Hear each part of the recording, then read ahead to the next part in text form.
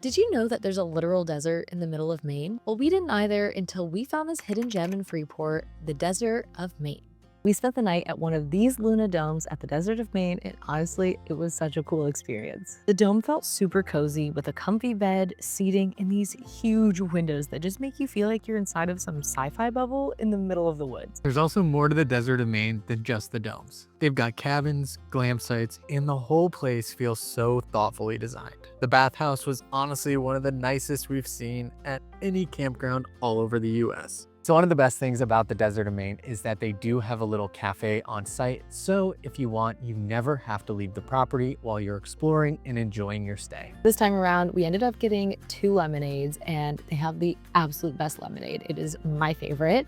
We got a pretzel with honey mustard, and then we got 2 kielbasa's loaded desert style, where they're loaded with peppers and onions and all that good stuff. So this thing is loaded up with pickles, onions, peppers, and it's kielbasa, so should be good. I didn't get any bread, but this thing is incredible. And another perk is that the prices aren't bad at all. You expect to come to a place where it's a destination and expect high prices, but not here. They make everything affordable, so it makes for a perfect family activity. So now the desert itself.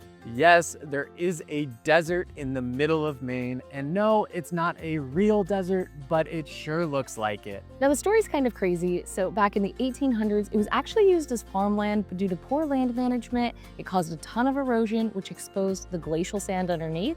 And now this is what we're left with. And it is marvelous. They've set up a bunch of short trails with signs explaining the history, the science behind the sand, and even some of the old farming tools. You get to learn, but it's also just a calming place to wander around. They even have mini golf, which we weren't planning on doing, but totally got into. It's tucked in the trees, and it ended up being such a fun break between hiking and relaxing. And I totally kicked JT's butt.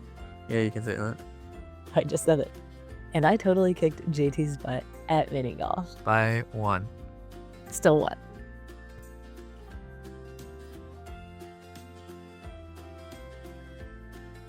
We've been really loving sitting outside the dome at night. We've made s'mores a few times. We've been able to stargaze a bit.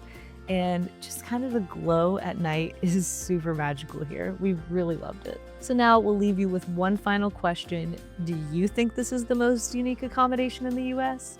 Let us know down in the comments. Make sure to like and subscribe, and we'll see you guys in the next video. Bye.